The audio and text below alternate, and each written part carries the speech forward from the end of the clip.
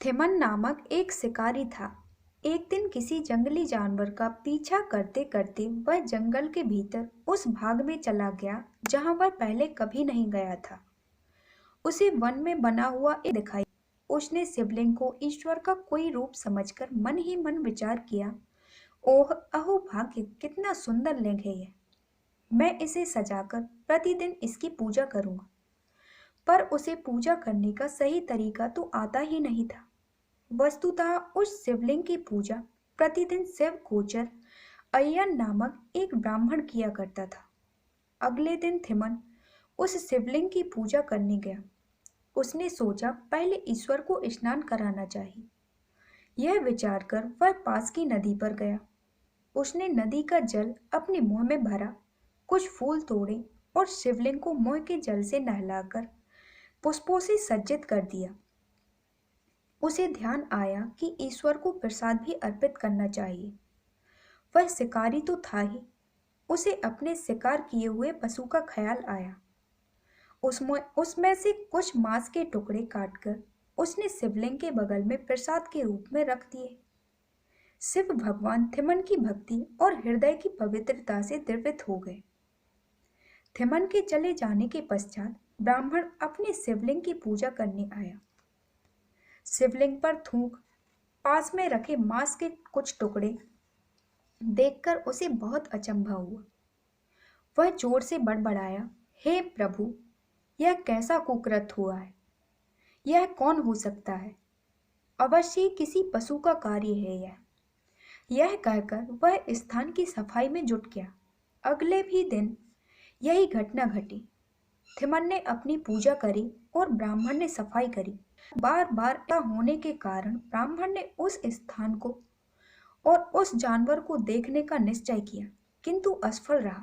प्रतिदिन घटने वाली इस घटना के कारण ब्राह्मण अत्यंत क्षुब्ध और अशांत था। अंततः उसने शिव भगवान से प्रार्थना करी, हे महादेव, मुझे नहीं पता कि यह सब क्या और क्यों हो रहा है। कृपया मेरी सहायता करें। शिव भगवान ने ब्राह्मण के समक्ष प्रकट होकर कहा, हे वत्स, तुम इस घटना से अशांत मत हो। यह सब मेरे भक्त की करामात, उसके हृदय की पवित्रता और अनन्य भक्ति के कारण मुझे यह स्वीकार है। देखना चाहते हो तो उसकी भक्ति की पराकाष्ठा को मैं तुम्हें दिखाता हूँ, जरा धीरज रखो। अगले दिन सुबह सवेरे ही ब्राह्मण एक पेड़ के पीछे छिपकर चुपचाप बैठ गया और सब देखने लगा। प्रतिदिन की भांति उस दिन भी थिमन आया और पूजा करने लगा। सर्वप्रथम उसने अपने मुंह में लाए जल से शिवलिंग को नहलाया, फिर पुष्प अर्पण कर मांस के टुकड़ों का भोग लगाते हुए उसने कहा, हे प्रभु, अपने भक्त का लाया तुच्छ भोग ग्रहण करें। पेड़ के पीछे छिपा ब्राह्मण यह सब देखकर भयभीत हो गया। तभी शिवलिंग की एक आंख से रक्त रिसने लगा। घबरा आसपास कुछ जड़ी बूटी तोड़कर लाया। उसने उनका रस निकाला और आंख पर लगा दिया। रक्त रिसना बंद हो गया और थिमन संतुष्ट हुआ। ज्यों ही जाने के लिए वह मुड़ा, त्यों ही रक्त पुनः रिसने लगा।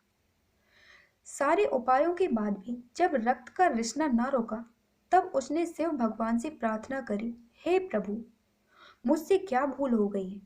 मैं आपकी आंखों से रक्त का रिसना कैसे रोकूं? मुझ पर दया करने की कृपा करें और मार्ग सुझाएं। प्रार्थना करते ही उसके मस्तिष्क में एक विचार कौंधा। उसने अपने तीर से अपनी एक आंख निकाली और शिवलिंग की रिसती आंख पर लगा दिया। रक्त का रिसना आश्चर्यजनक रूप से रुक गया। थिमन प्रसन्न हो गया और ब्राह्मण हक्का बक्का सा देखता ही रह गया। थिमन वहां से जाने ही वाला था, तभी शिवलिंग की दूसरी आंख से रक्त रिसने लगा। यह देखकर वह व्याकुल हुआ। उसने अपनी दूसरी आंख के साथ भी वही प्रक्रिया करनी चाहिए। फिर उसने सोचा कि वह दूसरी आंख निकाल तो लेगा, पर शिवलिंग पर सही स्थान पर किस प्रकार से उसे विराजित करेगा। ऐसा सोचकर उसने अपने पैर के अंगूठे को रिश्ती आंख पर रखा और फिर तीर से अपनी दूसरी आंख निकालने लगा। तभी उसे शिवलिंग से आती हुई आवाज सुनाई दी, रुको थिमन, मैं तुम्हारी अनन्य भक्ति से द्रवित हुआ। मैं तुम्हारी भक्ति की परीक्षा ले रहा था। तुम्हें आने वाली पीढ़ियां सदा याद रखेंगी। इस प्रकार शिव भगवान का आशीर्वाद मिलते ही आश्चर्यजनक रूप से थिमन की आंखें वापस आ गईं। वृक्ष के पीछे छिपा ब्राह्मण हाथ जोड़े हुए बाहर निकलकर आया और थिमन से बोला, हे श्रीमान, आप प्रभु भक्ति में मुझसे कहीं आगे हैं। इस बात को भगवान शिव के प्रति अपनी असीम निष्ठा से आपने सिद्ध कर दिया है। इस प्रकार थिमन नयनारों के मध्य कन्नप्पा नयनार के नाम से जाना जाने लगा।